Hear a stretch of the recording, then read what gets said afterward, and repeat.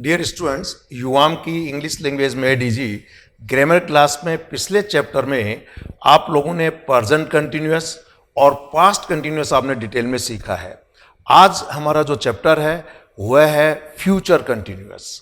Basic sentence structure continuous का यह है कि जो भी आपका सब्जेक्ट है, इस सब्जेक्ट के हिसाब से और साथ में टाइम के हिसाब से बी की अलग अलग फॉर्म का यूज किया जाता है। प्रेजेंट कंटिन्यूअस में सब्जेक्ट के हिसाब से is are am, past continuous में सब्जेक्ट के हिसाब से वॉज एंड वर, और फ्यूचर कंटिन्यूअस में हम लोग जो फ्यूचर को रिप्रेजेंट करने वाली मॉडल वर्ब्स हैं शैल और विल, उनके साथ बी लगाएंगे, यानी शैल बी, विल बी, और साथ में मेन वर्ब की आईएनजी फॉर्म का प्रयोग किया जाता है। यह तो इनका बेसिक स्ट्रक्चर है। फिर एक बार दोहरा दूं, प्रेजेंट कंटिन्यूअस में सब्जेक्ट के according is are am plus ING form, past continuous में सब्जेक्ट के according was and were then ING form, future continuous में शैल और will then be then verb की आईएनजी फॉर्म। और जब कोई काम कंटिन्यूअसली चल रहा है, वर्तमान में तो प्रेजेंट कंटिन्यूअस, बीते हुए समय में कोई काम लगातार चल रहा था तो पास्ट कंटिन्यूअस, और यदि भविष्य के किसी समय पर कोई काम लगातार चल रहा होगा तो फिर हम लोग फ्यूचर कंटिन्यूअस टेंस का प्रयोग करते हैं। साथ में इंपॉर्टेंट बात, और यह काम कब से चल रहा है या कितने ड्यूरेशन से चल रहा है, अगर ऐसा टाइम दे दें तो फिर सिंपल कंटिन्यूअस की बजाय परफेक्ट कंटिन्यूअस टेंस का प्रयोग किया जाता है। और ऐसे टाइम बताने के लिए हम लोग सिंस या फोर का प्रयोग करते हैं। सिंस का प्रयोग पॉइंट ऑफ टाइम के लिए और फोर का प्रयोग पीरियड ऑफ टाइम के लिए। तो यदि कोई काम लगातार चल रहा है या लगातार चल रहा था या भविष्य में लगातार चल रहा होगा, और साथ में आपको इसका टाइम दे दिया जाए कि कोई काम कब से या कितने समय से चल रहा है, चल रहा था या चल रहा होगा, तो इनके लिए परफेक्ट कंटिन्यूअस टेंस का प्रयोग किया जाता है।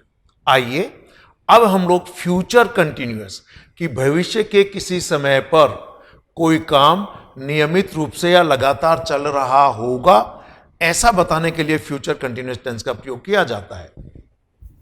तो फ्यूचर कंटिन्यूअस में अफर्मेटिव सेंटेंस स्ट्रक्चर है। सब्जेक्ट के साथ शैल बी और विल बी का प्रयोग करते हैं। चूंकि वर्तमान समय में शैल का प्रयोग ऑलमोस्ट ऑल चलन से बाहर हो गया है, तो सभी सब्जेक्ट के साथ आप विल का प्रयोग कर सकते हैं। हालांकि ट्रेडिशनल ग्रामर के हिसाब से आई और वी के साथ शैल और बाकी सब्जेक्ट के साथ विल का प्रयोग करते हैं। इसकी डिटेल जानकारी के लिए फ्यूचर इंडेफिनिट का टेंस आप पढ़ेंगे तो शैल और विल में आपको डिफरेंस पता चल जाएगा। पहला सेंटेंस आपके सामने है, I will be sleeping at 11 PM, यानी रात के 11 बजे मैं सो रहा होऊंगा। तो अगर मान लीजिए आपसे पूछा कि भाई आपका शाम का क्या प्रोग्राम है, तो कहेंगे साहब मैं पिक्चर देख रहा हूँगा, रात को 11 बजे सो रहा होऊंगा। सो आई विल बी में होऊंगा डूइंग व्हाट, क्या करते हुए, सोते हुए। तो इट मीन्स उस वक्त वह काम चल रहा होगा। सेकंड सेंटेंस देखिए, we will be reading some books, हम कोई पुस्तक यानी हम कुछ पुस्तकें पढ़ रहे होंगे। You will be travelling at this time tomorrow, आप इस वक्त कल इस वक्त यात्रा कर रहे होगे। सो आई एम टॉकिंग अबाउट ये टुमारो एट दिस टाइम। मान लीजिए अभी 10 बजे, तो कल इसी वक्त क्या कर रहे होंगे, हम लोग यात्रा कर रहे होंगे। नेक्स्ट सेंटेंस है, they will be waiting for us, वे हमारा इंतजार कर रहे होंगे। दे विल बी यानी वे होंगे डूइंग व्हाट, क्या करते हुए, इंतजार करते हुए, यानी सही हिंदी हो गया वे हमारा इंतजार कर रहे होंगे। He will B learning English, वह अंग्रेजी सीख रहा होगा। She will be sitting with me at this time, इस वक्त वह मेरे साथ बैठी हुई होगी। सो विल अपने आप में फ्यूचर दिखा रहा है। यह पहले भी बताया जा चुका है कि फ्यूचर को रिप्रेजेंट करने के लिए हमारे पास शैल और विल जो कि मॉडल वर्ब्स हैं होती हैं। तो ये सब में आपने पर्सनल प्रोनाउन से देखा, सभी में विल प्रयोग किया। आप चाहें तो आई और वी के साथ शैल कर सकते हैं, I shall be sleeping at 11 PM या we shall be reading some books. बाकी सभी सब्जेक्ट के साथ विल है। 7th नंबर सेंटेंस देखिए कि it will be raining cats and dogs. ध्यान दीजिए, कैट्स एंड डॉग्स एक मुहावरा है, ईडियम है, और कुत्ते बिल्ली बरसने का मीनिंग नहीं है। यहां पर मीनिंग है कि मूसलाधार वर्षा होना, to rain cats and dogs. तो यहां पर है कि it will be raining cats and dogs, मूसलाधार वर्षा हो रही होगी। अब यहां देखिए फ्यूचर का टाइम दिया भी जा सकता है या अंडरस्टूड भी होता है कई बार, तो आप उसको इन्फर कर सकते हैं, मान सकते हैं। 8 नंबर सेंटेंस है the children will be playing in the garden, बच्चे बगीचे में खेल रहे होंगे। Ram will be listening to music, Ram music सुन रहा होगा। और लास्ट सेंटेंस है girls will be dancing in the party, लड़कियां पार्टी में नाच रही होंगी। तो सेंटेंस यानी ये शैल और विल अपने आप में फ्यूचर दिखा रहा है, और बी का मतलब तो होना या बनना। तो हम होंगे क्या करते हुए, और उसके बाद आईएनजी फॉर्म लगा दीजिए। क्लियर? आपको पहले भी मैं is are am was verb के यूज अलग अलग तरीके से सिखा चुका हूं कि ये मेन वर्ब भी होता है और हेल्पिंग वर्ब भी होता है। तो यहां पर शैल बी विल बी एक तरह से हेल्पिंग वर्ब है। सेंटेंस स्ट्रक्चर है कि आपके आवश्यकता अनुसार जो भी सब्जेक्ट, चाहे सिंगुलर हो चाहे प्लूरल, चाहे पर्सनल प्रोनाउन हो, इनके अकॉर्डिंग खासतौर से आई और वी के साथ शैल, अदरवाइज सबके साथ आप विल का प्रयोग मॉडर्न इंग्लिश में कर सकते हैं। यानी आई और वी के साथ भी आप सामान्यतः विल का प्रयोग कर सकते हैं, इसे कोई गलत साबित नहीं कर सकता। साथ में मेन वर्ब की आईएनजी फॉर्म का प्रयोग होता है, आईएनजी फॉर्म यानी प्रेजेंट पार्टिसिपल, और ये ट्रांजिटिव वर्ब है तो इसमें ऑब्जेक्ट लग जाएगा, या फिर जो भी other word, OW means other words में एडवर्बियल्स, टाइम, प्लेस, रीजन, जो भी आप चाहें अपने मीनिंग के अकॉर्डिंग वो लग सकता है। तो ये है फ्यूचर कंटिन्यूअस। तो ध्यान दीजिए, अफर्मेटिव में मान लीजिए मैं आपको present continuous, past continuous, future continuous कुछ सेंटेंस समझाना चाहता हूं एक साथ। जैसे मैंने कहा I am teaching you right now, मैं अभी इस वक्त आपको पढ़ा रहा हूं। I was teaching you yesterday, कल मैं आपको पढ़ा रहा था। I will also be teaching you tomorrow, मैं कल भी आपको पढ़ा रहा हूँगा। The children are sitting in the room, बच्चे कमरे में बैठे हुए हैं। Children were sitting in the room, बच्चे कमरे में बैठे हुए थे। The children will be sitting in the room, बच्चे कमरे में बैठे हुए होंगे। सो पहला है I am, he, she is, we are, you are, they are plus ING form. Past है I was, she was, we were, you were, they were plus ING form. Future है I will be, we will be, you will be, they will be, he will be, she will be plus ING form. ठीक, ये था affirmative. आइए negative sentence structure सीखते हैं। और negative का जैसा कि रूल है कि हेल्पिंग वर्ब के बाद और मेन वर्ब के पहले, यहां पर हमें जब नॉट का प्रयोग होगा तो शैल और विल के बाद, लेकिन बी के पहले। इसलिए जो सेंटेंस स्ट्रक्चर है वह यह है कि नेगेटिव में हम लोग जो भी आपका सब्जेक्ट है उसके अकॉर्डिंग शैल और विल का प्रयोग करेंगे। साथ में आप शैल नॉट या विल नॉट, लेकिन बी के पहले है आप, ये इंपॉर्टेंट पॉइंट है। Then ING form of a verb. ठीक, तो रूल ये है कि जो भी आपका सब्जेक्ट है इसके साथ आप शैल या विल का प्रयोग कीजिए। यहां पर नॉट होगा, देन बी होगा, और then ING form of a verb होगा। तो ये नॉट बी के पहले लेकिन शैल और विल के बाद, ये इंपॉर्टेंट पॉइंट है। कई बार एग्जामिनेशन में शैल बी और विल बी दोनों को सिंगल यूनिट मानकर हेल्पिंग वर्ब मान लेते हैं और बी के बाद नॉट लगा देते हैं, पर यह गलत है। ठीक है, जैसे इवन परफेक्ट कंटिन्यूअस टेंस में हम लोग हेल्पिंग वर्ब के रूप में हैव बीन, हैज बीन का प्रयोग करते हैं, लेकिन जब नेगेटिव बनाएंगे तो हैज के बाद बीन के पहले नॉट का प्रयोग होता है। ठीक, आइए अब ये कुछ सेंटेंस मैं आपको इसके नेगेटिव के बता दूं। ये सब फ्यूचर कंटिन्यूअस के नेगेटिव सेंटेंसेज है। पहला सेंटेंस है I shall be sleeping at 11 PM, मैं 11 बजे नहीं सो रहा होऊंगा। ध्यान दीजिए, शैल के बाद और बी के पहले। आप यहाँ विल का प्रयोग भी कर सकते हैं। I will not be sleeping at 11 PM, मैं 11 बजे नहीं सो रहा हूँगा। We shall not be reading some books, हम कुछ किताबें नहीं पढ़ रहे होंगे। आप यहाँ शैल की जगह विल भी लगा सकते हैं। I will not be reading some books, हम कुछ किताबें नहीं पढ़ रहे होंगे। बाकी सबके साथ विल है। You will not be travelling at this time tomorrow, आप कल इस वक्त यात्रा नहीं कर रहे होगे। They will not be waiting for us, वे हमारा इंतजार नहीं कर रहे होंगे। He will not be learning English, वह अंग्रेजी नहीं सीख रहा होगा। She will not be sitting with me at this time, इस वक्त वह हमारे साथ नहीं बैठी हुई होगी। ध्यान दीजिए, यहां पर सभी में आई शैल, वी शैल या I will, we will, you will, they will, he will, she will, इसके बाद सभी में नॉट है, लेकिन इस बी के पहले है। देखिए आप, सभी में बी के पहले है। और चूंकि कंटिन्यूअस टेंस में कंटिन्यूटी ऑफ एन एक्शन दर्शाने के लिए मेन वर्ब की आईएनजी फॉर्म का प्रयोग किया जाता है, इसलिए इन सभी सेंटेंसेस के अंदर यहां वर्ब की आईएनजी फॉर्म लगी हुई है। I have other word subject के साथ, it will not be raining cats and dogs, मूसलाधार वर्षा नहीं हो रही होगी। तो ये फ्यूचर को दिखा रहा, will not be raining. The children will not be playing in the garden, बच्चे गार्डन में नहीं खेल रहे होंगे।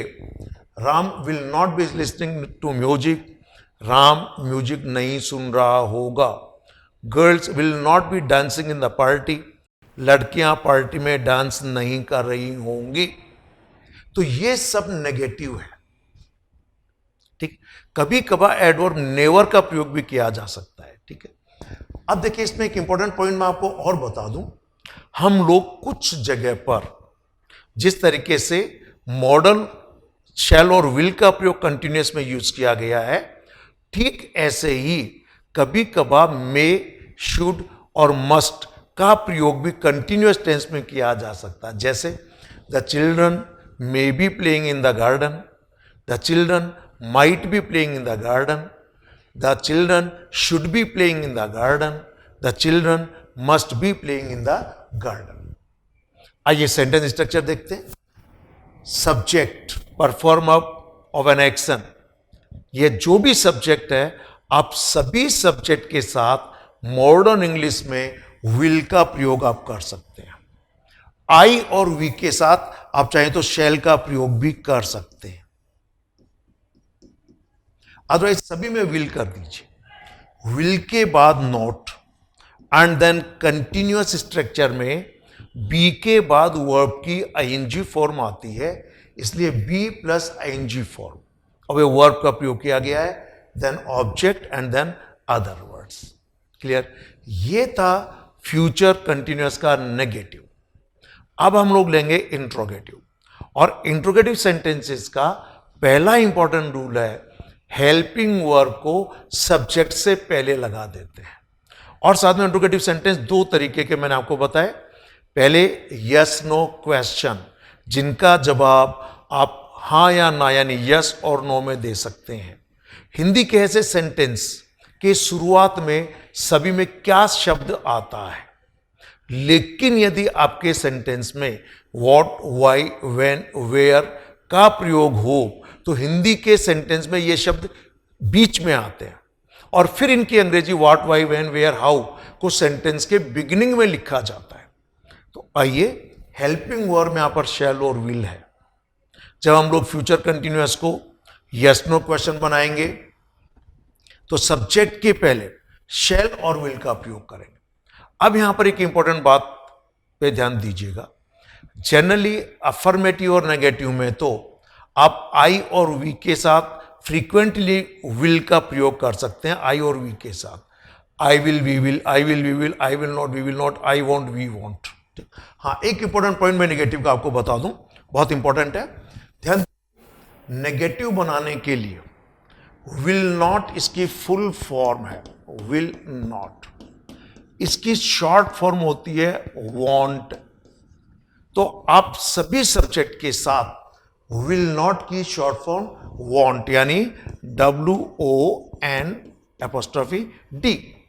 वॉन्ट का प्रयोग कर सकते हैं। इसे कह सकते हैं I won't, we won't, you won't, they won't, he won't, she won't, my brother won't. ठीक, तो विल नॉट की शॉर्ट फॉर्म क्या है? वॉन्ट। तो आप यहां पर सभी में शैल नॉट की देखिए, शेंट ऑलमोस्ट ऑल ये मान लीजिए यूज नहीं होती, आउटडेटेड हो चुकी है, तो आप इन सबके अंदर भी सभी में वॉन्ट का प्रयोग कर सकते हैं। ये इसलिए भी हमारे लिए जरूरी है कि जब आप लोग इंट्रोगेटिव नेगेटिव सेंटेंस पढ़ेंगे तो वहां कॉन्ट्रैक्टेड फॉर्म को सब्जेक्ट से पहले लगा देते हैं। ठीक, इसलिए विल नॉट की शॉर्ट फॉर्म है वॉन्ट। तो आप सभी में यहां जो ये शैल नॉट और विल नॉट लिखा, इन सभी की जगह पर वॉन्ट का प्रयोग भी कर सकते हैं। क्लियर है? आइए अब हम लोग लेंगे यस नो क्वेश्चन। लेकिन इंट्रोगेटिव में अभी भी आई और वी के साथ शैल का प्रयोग ही सर्वाधिक उपयुक्त माना जाता है। अफर्मेटिव नेगेटिव में आई वी के साथ विल का प्रयोग बहुत फ्रीक्वेंटली होता है, लेकिन जब प्रश्न पूछना हो, क्लियर, तो फिर आप पोलाइटनेस दिखाने के लिए आई और वी के साथ शैल का ही प्रयोग कीजिए। इसलिए आप जब ये इनिशिएटर इन सभी के साथ बोलें तो आपको बोलना चाहिए shall I, shall we, will you, will they, will he, will she. Shall I, shall we, will you, will they, will he, will she. तो इंट्रोगेटिव में अभी मॉडर्न इंग्लिश में भी आई और वी के साथ शैल का प्रयोग ही ज्यादा उपयुक्त माना जाता है। ठीक, तो इंट्रोगेटिव हो गया ये शैल आई भी, यानी शैल और विल को सब्जेक्ट के पहले प्रयोग कर दिया गया। यह है यस नो क्वेश्चन। इस यस नो क्वेश्चन में शैल और विल को पहले लगा दिया। अब यहां पर पहले इनिशिएटर बनते हैं shall I, shall we, will you, will they, will he, will she. जितनी बार हो सके बोलने का अभ्यास कीजिए, shall I, shall we, will you, will they, will he, will she. ऐसे ही हम लोग नेगेटिव बोलेंगे I won't, we won't, you won't, they won't, he won't, she won't, my brother want.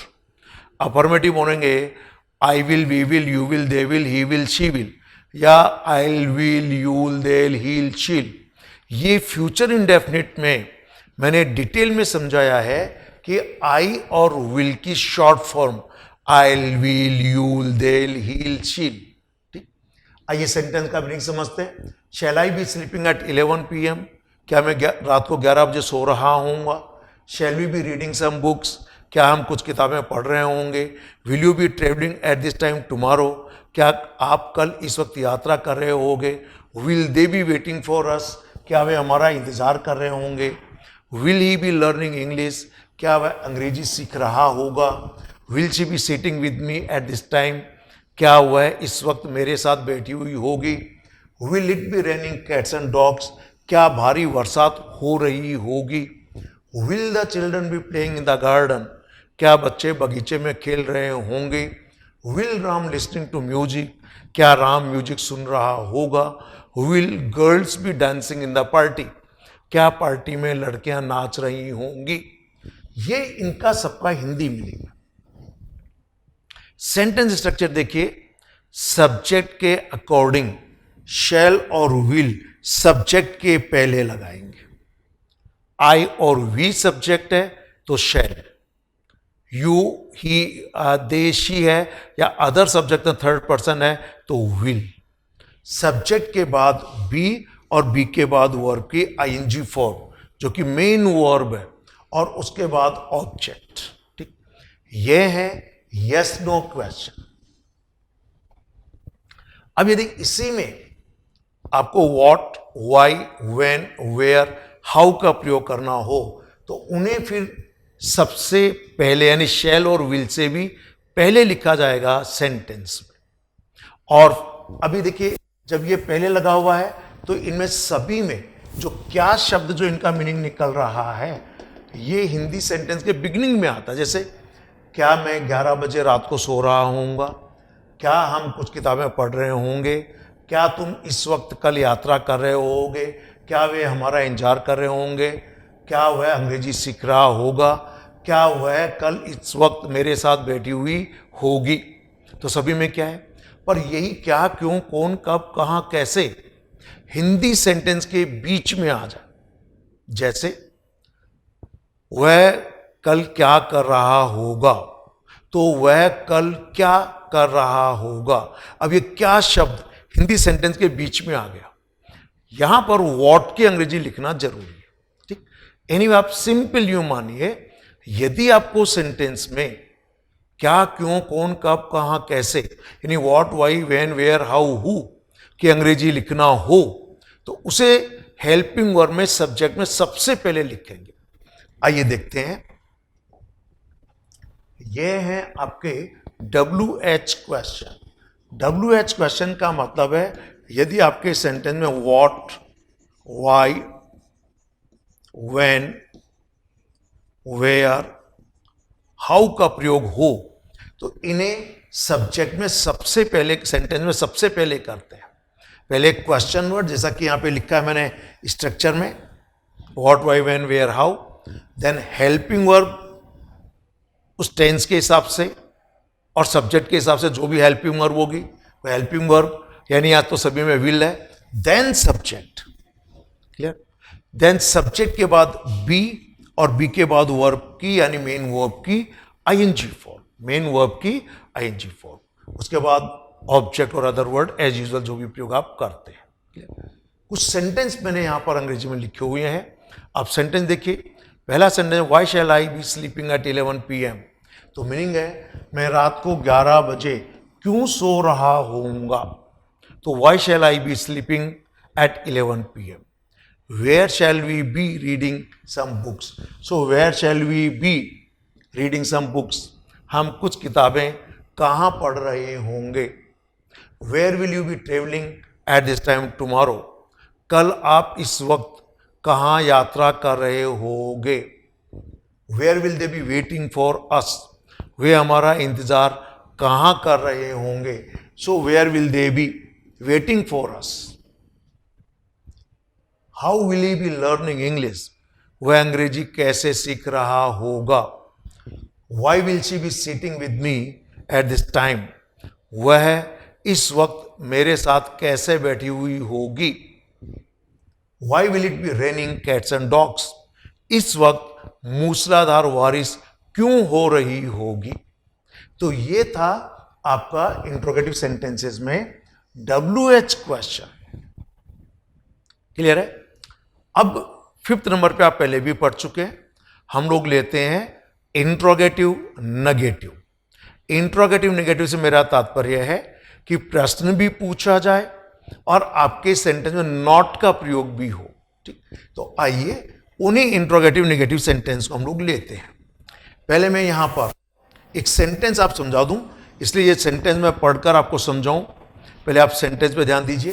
Sentence एक नेगेटिव का, यू विल नॉट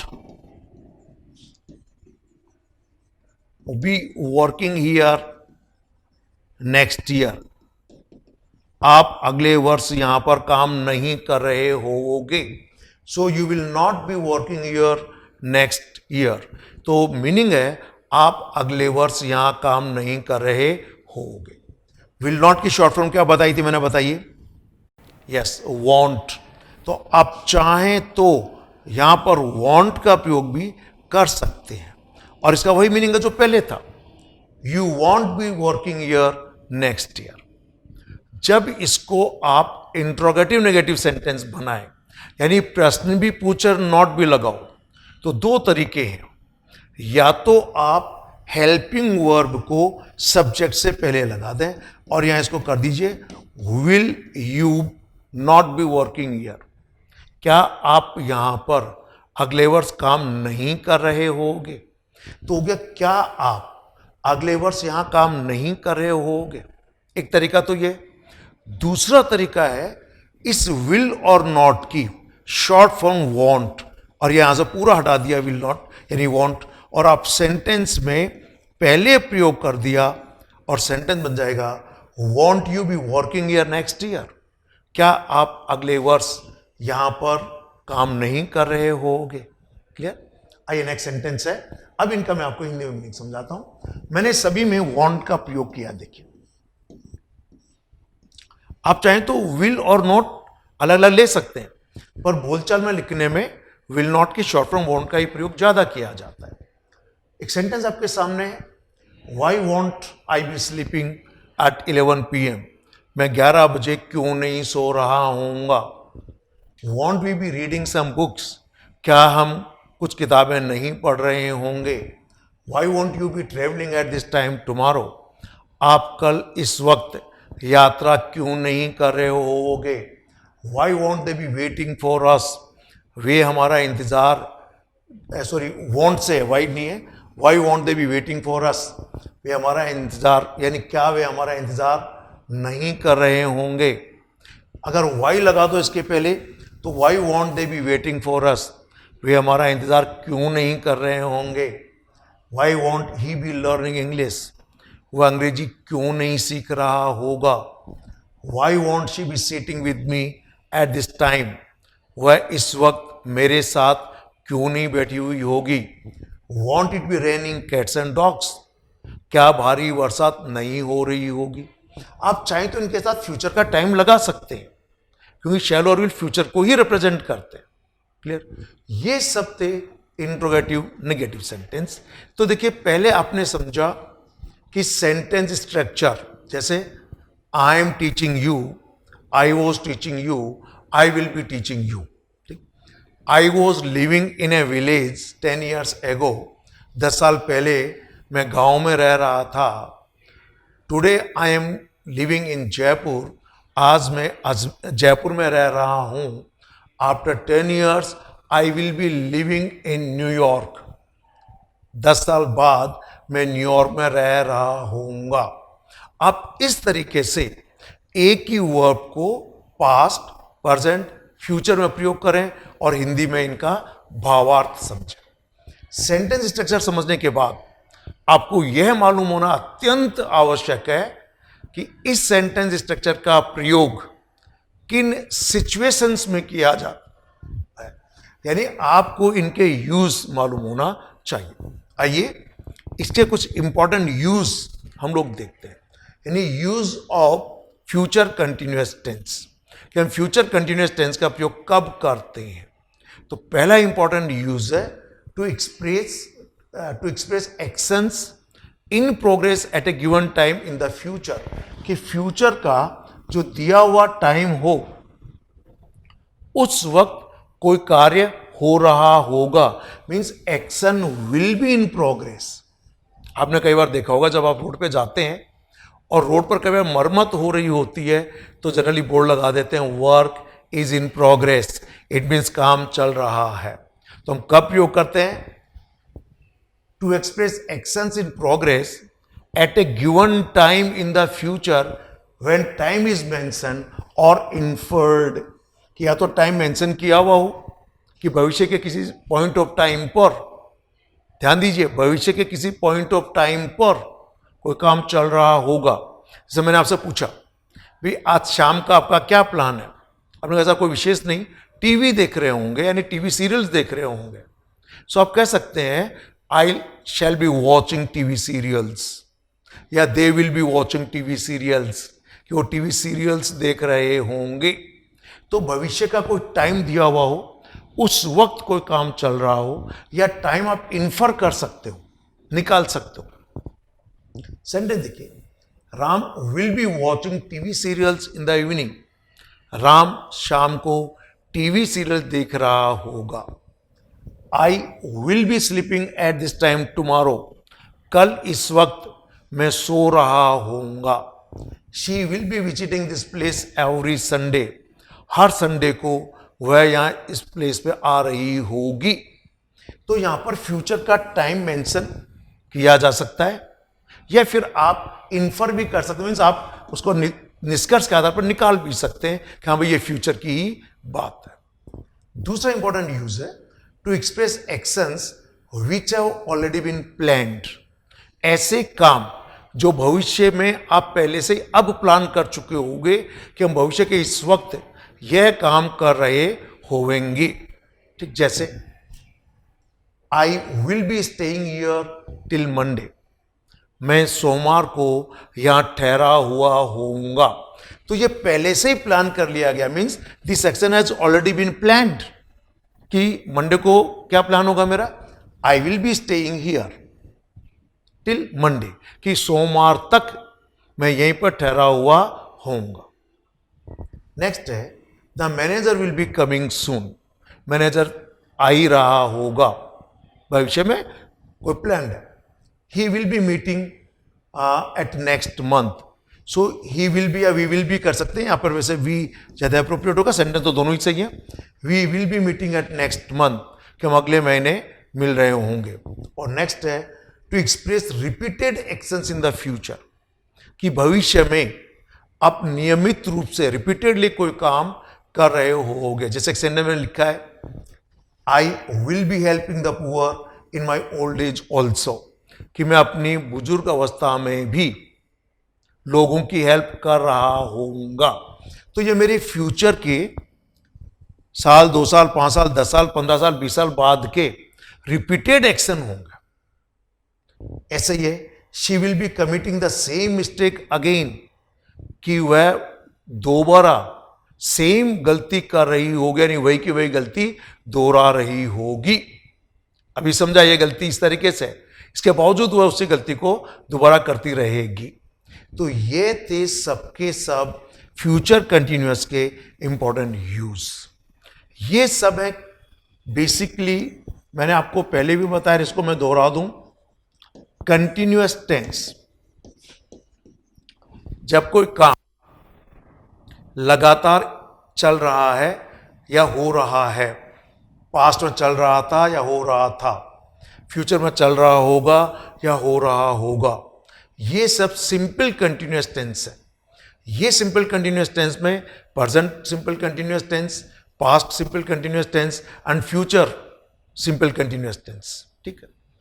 अब यदि यह काम कब से चल रहा है, कितने समय से चल रहा है, यानी उस काम के शुरू होने का पॉइंट ऑफ टाइम दे दिया जाए, या फिर वह काम कितनी ड्यूरेशन, कितने समय से चल रहा है, पीरियड ऑफ टाइम दे दिया जाए, तो फिर सिंपल कंटिन्यूअस टेंस की बजाय हम लोग परफेक्ट कंटिन्यूअस टेंस का प्रयोग करते हैं।